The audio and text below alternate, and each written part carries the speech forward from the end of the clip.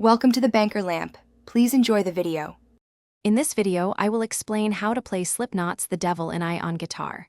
We will begin by setting up your instrument correctly, focusing on the essential tuning.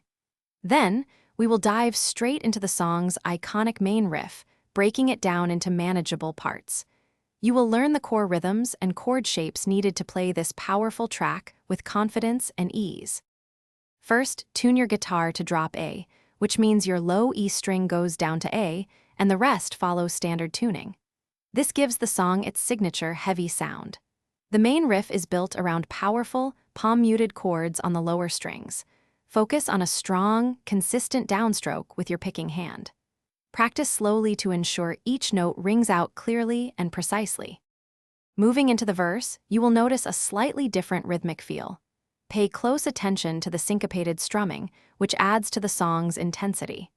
The chorus then explodes with powerful, open-string chugging, creating a massive wall of sound. Remember to keep your picking hand consistent and your fretting hand precise. Practice transitioning smoothly between these two dynamic sections. The bridge section provides a brief dynamic shift before returning to the song's crushing intensity. The outro then brings back a powerful, heavy riff, ending the track with maximum impact. For best results, practice all sections slowly with a metronome, gradually increasing your speed.